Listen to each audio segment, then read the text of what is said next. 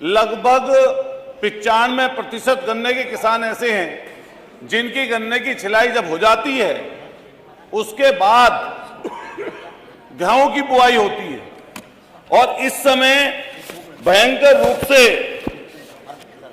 खाद की यूरिया और डीएपी की जरूरत पड़ती है। लेकिन मान्यवर, इस समय पूरे प्रदेश में पिछले 1 साल से खाद के ऊपर भयंकर हाहाकार मचा हुआ है। कई जगह से तो ऐसे भी खबरें आई कि लोग लाइनों में खड़े खड़े 24 घंटे 36 घंटे बीत गए, टोकन दिए गए, लाठीचार्ज हुई और अलग अलग क्षेत्रों में उत्तर प्रदेश के भयंकर तरीके से डीएपी और यूरिया की कमी है। लेकिन सरकार हमेशा इसको डिनाय करती है। मेन इसमें इशू ये है, जो इसमें सबसे जरूरत की चीज है, किस कारण से कमी हो रही है। एक तो विदेश से जो हमारे यहां पर आयात होता है वो चाइना से होता है सबसे ज्यादा।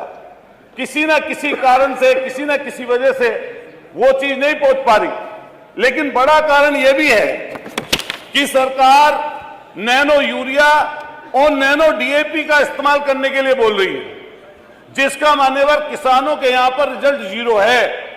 लेकिन सरकार जबरदस्ती अपनी मर्जी थोपकर इफको के या किसी अन्य लोगों के कहने के बाद में वहां के जो आपकी दुकानें हैं, सोसाइटियां हैं, उनमें जबरदस्ती नैनो भेज दी है। सर, किसान उसको खरीदना नहीं चाहता, उसका मान्यवर रिजल्ट नहीं है, जिस कारण से बड़ी भयंकर दिक्कत और परेशानी का सामना हम लोगों को वहां पर करना पड़ रहा है।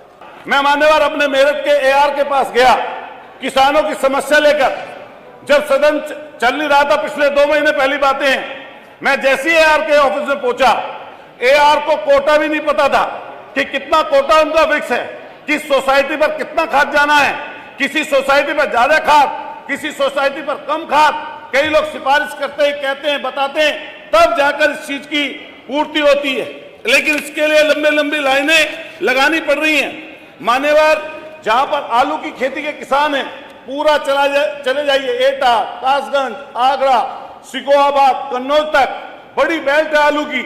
अभी आलू का आखिर चल रहा है बोने का, आलू ज्यादातर बूझ चुका है, लेकिन उसमें जो इस्तेमाल हुआ उसके लिए भयंकर त्रासदी का सामना करना पड़ा।